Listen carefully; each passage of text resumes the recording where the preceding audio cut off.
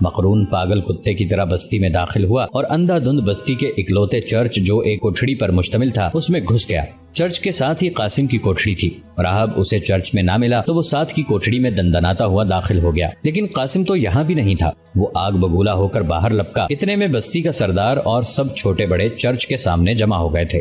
50 سواروں کا مسلح دستہ بھی اسی جگہ کھڑا تھا۔ مقرون غصے سے پاگل ہوتا ہوا باہر نکلا اور بستی کے سردار کو آواز دی۔ روزی کا باپ جو کسی قدر غصے میں تھا مقرون کے سامنے آ گیا۔ مقرون نے اسے دیکھتے ہی تلوار لہرائی اور اس کے سینے پر رکھ دی۔ کہاں ہے تمہارا مقدس باپ؟ مجھے ابھی اور اسی وقت اس کا سر چاہیے۔ روزی کا باپ جو پہلے ہی غصے میں تھا مقرون کے لہجے سے آگ بگولا ہو گیا۔ اس نے اپنے سینے پر رکھی تلوار کی کوئی پرواہ نہ کی اور غصے سے کہا، سپہ سالار تم حد سے بڑھ چکے ہو۔ میں کل ہی قیصر کے دربار میں پیش ہو کر تمہاری شکایت کروں گا۔ تم نے پہلے بھی ہمارے مہمان کی توہین کی ہے۔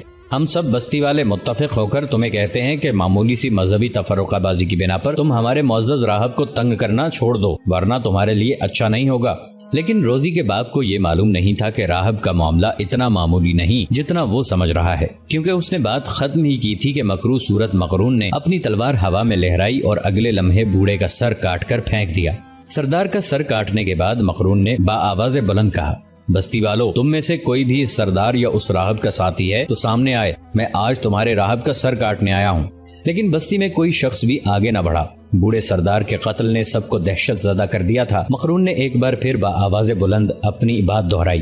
اس کی بلند آواز ہوا کے دوش پر تیرتی ہوئی بستی کے دوسرے کنارے روزی کے کانوں تک جا پہنچی۔ روزی تو راہب کے لیے گھوڑا حاصل کرنے آئی تھی، لیکن اپنی باپ کے موت کا سن کر اسے ایک دم سب کچھ بھول گیا۔ وہ دیوانہ وار ہجوم کی طرف دوڑی اور چرچ کے سامنے گری اپنے باپ کی لاش کے قریب جانا چاہا۔ وہ پاگلوں کی طرح چیختی ہوئی دوڑ رہی تھی۔ اس کا باپ اسے ہر چیز سے زیادہ پیارا تھا۔ اس کی ماں بچپن میں ہی اس کا ساتھ چھوڑ گئی تھی اور اس کے باپ نے ہی اس کو اور اس کی بہن کو ایک ماں کی طرح پالا تھا۔ اسے خود معلوم نہیں تھا کہ راہب کی گرفتاری کا معاملہ مقرون کی نظر میں کس قدر سنگین ہے۔ وہ دوڑتی ہوئی اپنے باپ کی لاش پر آ گری اور زور زور سے چلانے لگی۔ مقرون نے اسے دیکھ لیا تھا۔ وہ اپنی خون آلود تلوار لیے اس کے قریب آیا اور انتہائی درست لہجے میں کہا، لڑکی کہاں ہے وہ تمہارا مقدس باپ جس کے ساتھ تم رنگ رلیاں مناتی ہو؟ جلدی بتاؤ ورنہ تمہیں بھی اپنی جان سے ہاتھ دھونے پڑیں گے۔ لیکن روزی کا جواب مقرون کے لیے غیر متوقع تھا۔ روزی نے کہا، ہاں تم مجھے بھی مار دو، اب میرے جینے کا کوئی فائدہ نہیں۔ میرا باپ مر چکا ہے، اب میں اس دنیا میں نہیں رہنا چاہتی۔ وہ بری طرح رو رہی تھی اور پوری طرح سے اپنے حواس میں بھی نہیں تھی کہ مقرون کی بات کا ہوش مندی سے جواب دیتی۔ چنانچہ مقرون نے اس کی حالت کو دیکھتے ہوئے سپاہیوں کو حکم دیا کہ وہ روزی کو اٹھا لیں اور مرکزی چوکی میں لے چلیں، اور بستی والوں سے مخاطب ہو کر کہا کہ وہ ان کے سردار کی بیٹی کو گرفتار کر کے لے جا رہا ہے۔ مقرون کے سپاہی تیزی سے آگے بڑھے اور نازک اندام روزی اپنے شکنجے میں جکڑ لیا۔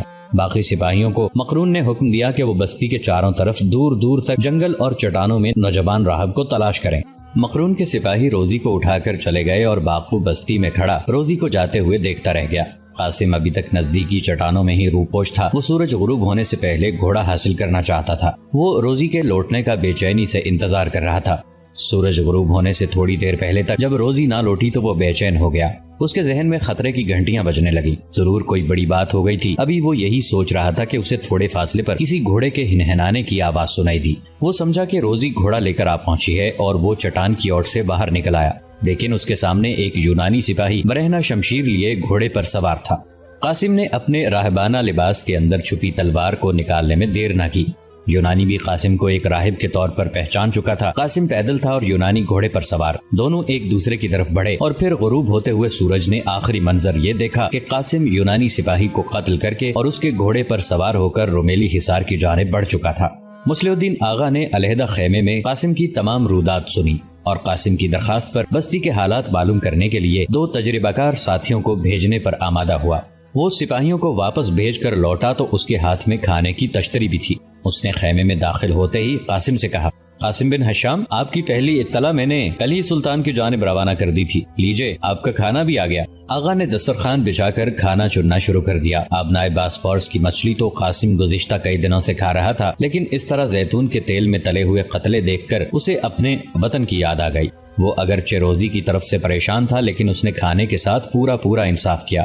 کھانے کے دوران اس نے مصلح الدین سے یہ پوچھا، آپ کا قلعہ کہاں تک پہنچا؟ سلطان کو اس قلعے کی تعمیر کا بے چینی سے انتظار ہے۔ مصلح الدین آغا نے مسکراتے ہوئے جواب دیا، ہم نے 24 اپریل کو اس قلعے کا آغاز کیا تھا اور آج 18 مئی کے روز ہم اس کا 1/4 کام مکمل کر چکے ہیں۔ اگر یہی رفتار رہی تو ہم اگست تک اسے مکمل کر لیں گے۔ قلعے کا رقبہ 3000 مربع میٹر رکھا گیا ہے اور اس میں 17 عدد بڑے بڑے برج بنائے جائیں گے جن پر تمہارے دوست اوربان کی بنائی ہوئی توپیں نصب کی جائیں گی۔ میں نے اس قلعے کا نقشہ اس طرح سے بنایا ہے کہ اگر فضا سے قلعے کو دیکھا جائے تو حضرت محمد صلی اللہ علیہ وآلہ وسلم کا نام لکھا ہوا نظر آئے گا۔ اس میں 3 برج بہت زیادہ بلند بنائے جائیں گے جن کی اونچائی 90 فٹ تک ہوگی۔ میں اس کی دیوار کے نچلے حصے کو 9 میٹر چوڑا بنا کر اس کو بے حد مضبوط کرنا چاہتا ہوں، لیکن اس قدر موٹی دیوار کی بلندی تو یقیناً کم رکھنی پڑے گی۔ ہاں، دیوار کا چوڑا حصہ 5 میٹر اور تنگ حصہ 15 میٹر تک بلند ہوگا۔ قاسم بڑی دلچسپی سے رومیلی حصار کی تعمیر کا تذکرہ سن رہا تھا۔ وہ دیر تک اس قلعے سے متعلق باتیں کرتے رہے، یہاں تک کہ خبر لانے والے پہنچ گئے۔ مچھیروں کی بستی سے ہو کر آنے والے مصلح الدین آغا کے سپاہیوں نے بتایا کہ یونانی سالار مقرون نے بستی کے سردار کو قتل کر کے اس کی نوجوان بیٹی کو اغوا کر لیا ہے۔ یہ خبر قاسم کے لیے ایک دھچکے کی طرح تھی۔ اسے اندازہ تھا کہ بوڑھے سردار پر یہ مصیبت اسی کی وجہ سے لائی گئی تھی۔ پھر سپاہیوں نے یہ بھی تو بتایا تھا کہ یونانی فوج کو رومن کیتھولک فرقے کے ایک راہب کی لاش ملی ہے جو اس کے 6 سپاہیوں کو قتل کر کے فرار ہو گیا ہے۔ سپاہی اطلاع دے کر چلے گئے تو مصلح الدین آغا نے قاسم سے کہا، اب کیا کرنا ہے مقدس باپ؟ مصلح الدین آغا کا مذاق قاسم کو نہ ہنسا سکا، البتہ قاسم نے کچھ سوچتے ہوئے جواب دیا، ہمیں سردار کی بے گناہ بیٹی کو چھڑوانا ہوگا کیونکہ یہ مصیبت ان کے سر میری وجہ سے آئی ہے۔ اس کے بعد وہ لوگ رات گئے تک روزی کو رہا کروانے کی منصوبہ بندی کرتے رہے۔ پھر انہوں نے ایک عجیب حکمت عملی وضع کر لی جس پر اگلی صبح نماز فجر کے بعد عمل کیا گیا۔ اگلی صبح مصلح الدین آغا اور قاسم نے 50 بہترین لڑاکا سپاہیوں کا ایک دستہ منتخب کیا اور مقرون کی مرکزی چوکی جو باسفورس کے کنارے واقع تھی کی جانب چل دیے۔ ان کے گھوڑے سرپٹ دوڑ رہے تھے اور وہ بجلی کی رفتار سے مرکزی چوکی کی جانب اڑے چلے جا رہے تھے۔ ابھی سورج کی پہلی کرن ہی نظر آئی تھی کہ مصلح الدین آغا کا برق رفتار دستہ مقرون کی مرکزی چوکی پر پہنچ چکا تھا۔ یہ چوکی ایک چھوٹی سی عمارت تھی جس کے چاروں طرف قد آدم فصیل تھی اور درمیان میں 4-5 کمرے گارے اور مٹی سے بنے ہوئے تھے۔ عمارت کے ایک کونے میں کسی قدر اونچا ایک برج تھا جس میں موجود مقرون کے دونوں تیز انداز رات بھر شراب پینے کے باعث بے سدھ ہو رہے تھے۔ مصلح الدین آغا کے سپاہیوں نے آن کی آن میں چوکی پر دھاوا بول دیا اور کمروں میں گھس کر خواب خرگوش کے مزے لیتے ہوئے یونانی سپاہیوں کو تہہ تیغ کر دیا۔ برج پر موجود تیر انداز بھی مارے گئے اور چوکی پر موجود ایک یونانی سپاہی بھی زندہ نہ رہا، لیکن مقرون اور روزی ان کے ہاتھ نہ آئے۔ وہ ان کے ہاتھ کیسے آتے؟ وہ تو گزشتہ رات سے ہی یہاں نہیں تھے۔ مقرون زنجیروں میں جکڑی روزی کو لے کر برج غلاطہ کی جانب نکل گیا تھا جہاں وہ روزی کے شباب سے پوری طرح لطف اندوز ہونا چاہتا تھا۔ برج غلاطہ یہاں سے کافی فاصلے پر تھا۔ یہ ایک نہایت قدیم کئی منزلہ مینار تھا جس کی چوڑائی اس قدر تھی کہ اسے ایک باقاعدہ عمارت سمجھا جا سکتا تھا۔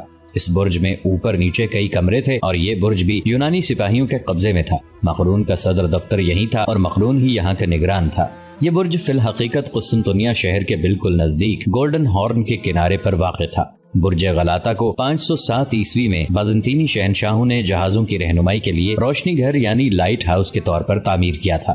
یہ بہت بلند ٹاور تھا اور اس میں خاص وسیع و عریض و بلند و بالا 10 منزلیں تھیں۔ یہ رات مقرون نے روزی کے ہمراہ برج غلاطہ میں ہی گزاری تھی۔ وہ رات بھر شراب پی کر روزی کی عزت پر حملہ آور ہوتا رہا، لیکن روزی نے اسے کسی خونخوار بلی کی طرح نزدیک نہ آنے دیا۔ وہ پوری طرح ہوش میں ہوتا تو روزی کی آبرو یقیناً لٹ چکی ہوتی، لیکن بہت زیادہ شراب پی لینے کے باعث وہ بری طرح لڑکھڑا رہا تھا۔ بالآخر صبح کے وقت اس کی آنکھ لگ گئی اور اس وقت کہیں روزی کی جان میں جان آئی۔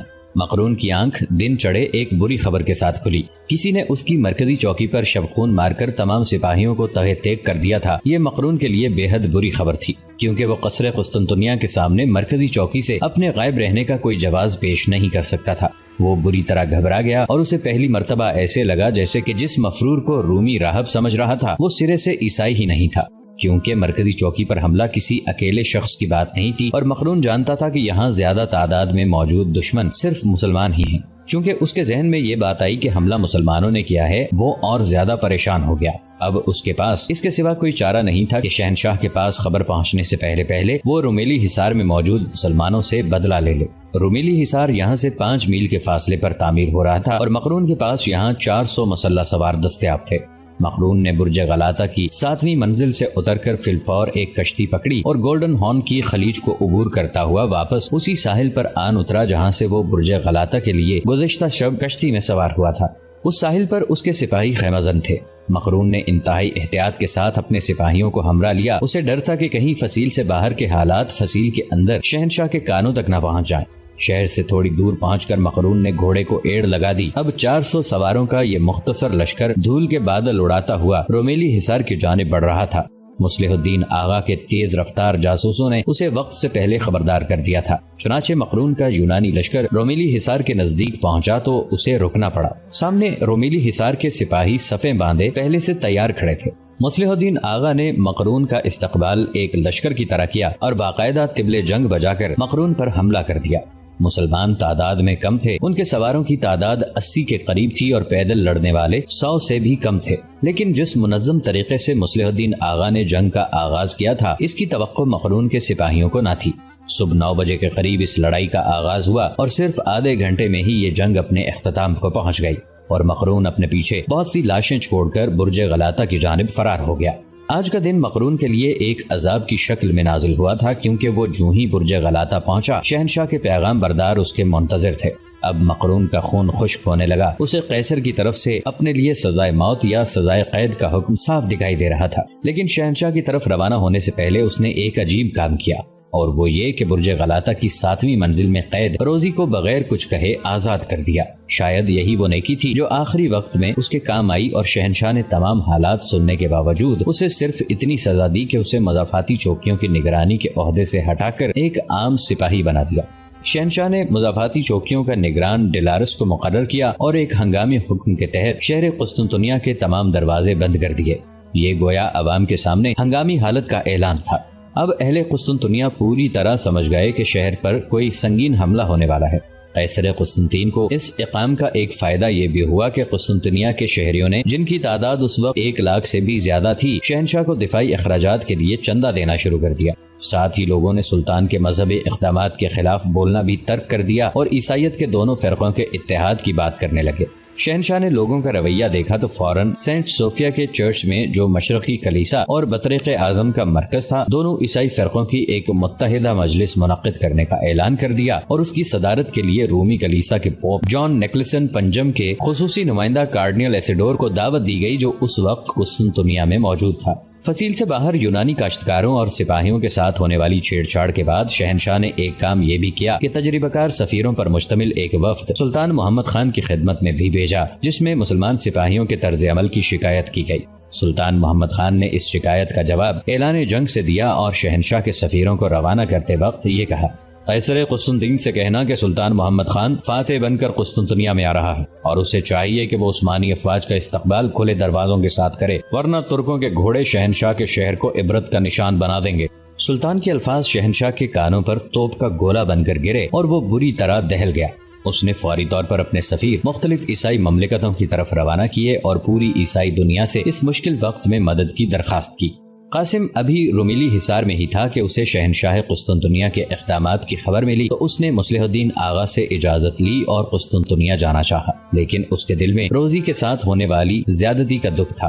اس نے دل میں فیصلہ کیا کہ وہ قسطنطنیہ روانہ ہونے سے پہلے ایک مرتبہ روزی کی بابت معلومات ضرور حاصل کرے گا، تاکہ اس معصوم لڑکی کو مصیبت سے چھٹکارا دلائے۔ یہی سوچ کر وہ سب سے پہلے مچھیروں کی بستی کی طرف روانہ ہوا۔ اب اس کے جسم پر عام شہریوں جیسا لباس تھا اور اس کے سر پر قسطنطنیہ کی مخصوص ٹوپی تھی۔ وہ رومیلی حصار سے ایک صحت مند گھوڑے سے روانہ ہوا تھا اور مچھیروں کی بستی کے قریب پہنچ کر رک گیا۔ اسے کسی ایک ایسے شخص کی تلاش تھی جو اسے روزی کے بارے میں بتا سکتا۔ اسی اثنا میں اس کی نظر ایک 9-10 سالہ لڑکے پر پڑی اور اس نے اپنے چہرے کو اپنے مفلر میں چھپاتے ہوئے اس لڑکے کو آواز دی۔ لڑکا قاسم کے پاس دوڑا چلا آیا۔ قاسم نے اسے پہچان لیا۔ وہ بستی کا ہی ایک بچہ تھا جو قاسم سے اچھی طرح مانوس تھا۔ یہی وجہ تھی کہ قاسم نے اپنا چہرہ چھپائے رکھا اور اس سے پوچھا: بیٹا، تمہارے سردار کی بیٹی کو یونانی سپاہی لے گئے تھے، اس کا کیا ہوا؟ بچے نے انتہائی تعجب سے قاسم کی آنکھوں میں دیکھا اور اسے پہچاننے کی کوشش کی۔ قاسم نے اپنا سوال پھر دہرایا تو بچہ بولا: ہمارے سردار کی بیٹی ٹھیک ٹھاک ہے اور واپس آ چکی ہے، لیکن وہ بے حد غمزدہ ہے۔ قاسم کے دل کو دھچکا لگا، لیکن اس نے خود کو سمجھایا اور بچے کو شاباش دے کر رخصت کر دیا۔ اب قاسم کی اگلی منزل قسطنطنیہ تھی، لیکن وہ سوچ رہا تھا کہ وہ قسطنطنیہ میں داخل کس طرح ہوگا، کیونکہ شہر کے سارے دروازے تو بند تھے اور دروازوں کی کھڑکیاں بے طرح کھلی تھیں، لیکن شہر میں داخل ہونے والے ہر شخص کی اچھی طرح چھان بین کی جاتی تھی۔ اور دوسری اہم بات یہ تھی کہ قاسم شہر کی جنوبی سمت میں آبنائے باسفورس کے کنارے پر موجود ہونے کی وجہ سے شہر کے اصل دروازے سے بہت دور تھا۔ یہ دروازہ مغربی ممالک کی جانب کھلتا تھا۔ قاسم کے لیے یہ ضروری تھا کہ شہر کے بڑے دروازے سینٹ رومانس تک طویل فاصلہ طے کرے یا آبنائے باسفورس کی شاخ گولڈن ہارن کو کشتی کے ذریعے عبور کر کے دوسری طرف شہر کی بندرگاہ پر اتر جائے۔ قسطنطنیہ کا نقشہ بڑا عجیب تھا۔ یہ براعظم یورپ کے کنارے پر ایشیا کے بالکل سامنے واقع تھا۔ براعظم یورپ اور براعظم ایشیا کے درمیان آبنائے باسفورس کا نیلا پانی حد فاصل تھا۔ آج سے 6 لاکھ سال پہلے جب خشکی کے یہ دونوں بڑے ٹکڑے یعنی براعظم ایشیا اور براعظم یورپ جب سمندر میں تیرتے ہوئے ایک دوسرے کے قریب آئے تو دونوں اپنے درمیان 1 سے 3 میل کا فاصلہ رکھ کر اپنی اپنی جگہ رک گئے۔ یہی درمیانی فاصلہ آبنائے باسفورس ہے اور قسطنطنیہ ہی وہ مقام ہے جہاں کھڑے ہو کر ایشیا سے یورپ اور یورپ سے ایشیا کو صاف دیکھا جا سکتا ہے۔ اور پھر قسطنطنیہ کا محل وقوع آبنائے باسفورس کے دوسرے ساحل یعنی یورپی ساحل پر بھی نہایت عجیب ہے۔ فضا سے دیکھا جائے تو دونوں براعظموں کے درمیان لیٹی یہ آبنائے ایک بیل کی گردن اور سر سے مشابہ ہے، جس کا صرف ایک سینگ ہے جو بائیں طرف سے زمین میں دڑار ڈالتا ہوا ایک چھوٹی خلیج کی شکل اختیار کر لیتا ہے۔ اسی کو سنہری سینگ کہتے ہیں۔ سنہری سینگ یعنی گولڈن ہارن ایسے ہے جیسے باسفورس کے دیوتا نے اپنا ایک بازو فضا میں پھیلا رکھا ہو۔ باسفورس کی اس شاخ کو شاخ زریں کہتے ہیں۔ اب قسطنطنیہ کا محل وقوع ایسے ہے کہ باسفورس سے ایک طرف نکلتی ہوئی خلیج کی وجہ سے اس مقام پر واقع خشکی کے ٹکڑے نے ایک نوکدار اور مثلث نما شکل اختیار کر لی ہے۔